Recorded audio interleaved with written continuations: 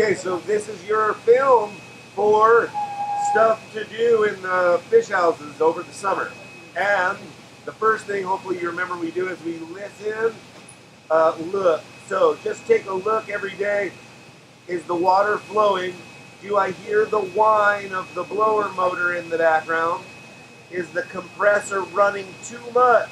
Compressor shouldn't run that much. So after you look and listen, then we'll move on to the next thing. Is the sumps is the first thing. You want the sump to be somewhere in this range. As long as it's above the white intake pipe, you're fine. It can be really high, but if you get too high, it won't flow right in the end vats. So it's best to keep it about 3/4 up this pipe. So if everything's going good, once a week you have to drain the compressor. Water builds up inside there, and if we let it go for 2 months, it's not going to be good. So the first thing you do is turn the compressor off. Then on the side, there's a little pressure release valve. Pull it, it's going to sound like this. Now, I'm not going to subject you to a minute of that, but you're going to do that until the tank pressure on the left side gets down to 50. So we'll stop it and then show you what to do.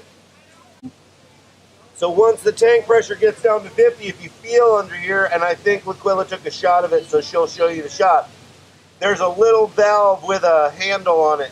You push that down, and the water will start to drain. I'll show you.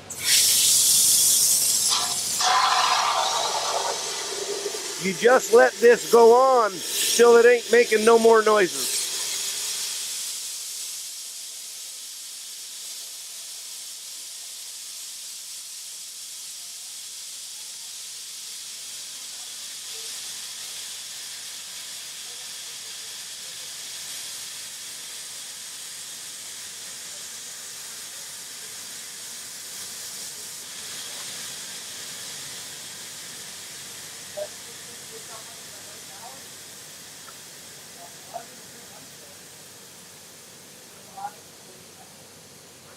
So when that's done and it's not making any more noise, then you just close that valve back up and you turn the compressor back on.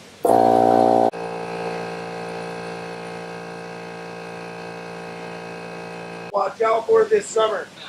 The air tubes coming from the compressor, the sun makes them brittle and they crack and break. If this happens, it's just blowing air into the air, and the compressor will run continuously until it burns itself out. So if you notice the compressor seems to be running a lot or constantly, and when you watch the dial, it doesn't seem to be building up pressure, that means this happened.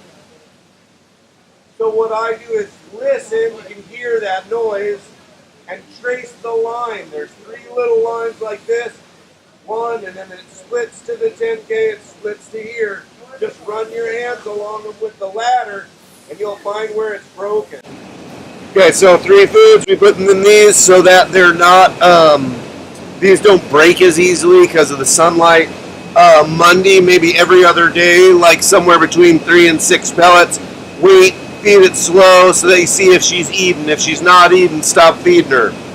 10K every other day. 2 or 3 scoops of this stuff in the tank should be good. All the rest of the fish, the 1.6 or the 2.2, they're both in the same bucket. You can use either one lightly, maybe for the rounds, a couple of these a day or more if they'll eat it. I would say is there's a lot of fish in there in comparison to years past, and if you overfeed, gonna pollute them. So if I was running this thing all summer, I would be checking the water quality once a week.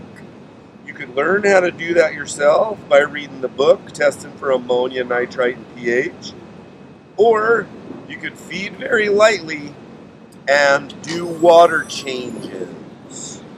I'm gonna show you how to do some water changes, and if you did them once a week, probably not going to have a problem. You You can always call Cassady, who could come down and tell you if you have an issue. Well, let's do that.